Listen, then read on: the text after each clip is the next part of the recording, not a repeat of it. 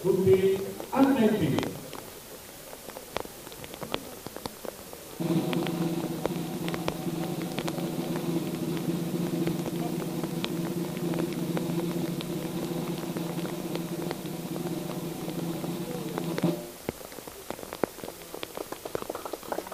Sotto una pioggia battente è stata svelata la statua dell'alpino realizzata dallo scultore Ettore Greco e voluta dal Comune di Padova e dalla sezione ANA cittadina.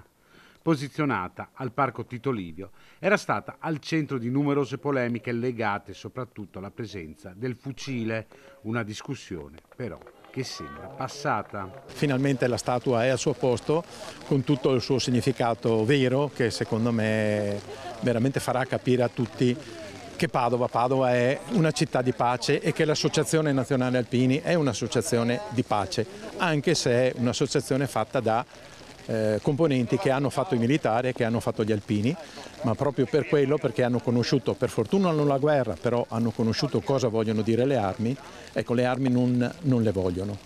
Questa statua è un alpino che alla fine della guerra, quindi naturalmente nella guerra le armi ci sono, però sono armi che sono appoggiate, che sono deposte nella speranza di non usarle mai più. Nonostante la pioggia, più di 300 le penne nere, dopo un breve sfilamento, che hanno voluto presenziare ad un'inaugurazione tanto attesa. È stato emozionante invece vedere tutti questi alpini sotto la pioggia, imperterriti, cioè è stato bello, è stato solenne, cioè, dico adesso a parte gli scherzi è stata una cosa abbastanza solenne quest'acqua, perché insomma c'era questo corpo degli alpini che ha dimostrato comunque cosa fa in genere, subire ogni possibile intemperie. Seppur in pianura, Padova sente forte l'alpinità. Proprio per questo il primo cittadino, Sergio Giordani, ha annunciato che ha proposto ai vertici locali dell'Associazione Nazionale Alpini di ospitare la Dunata del 2028.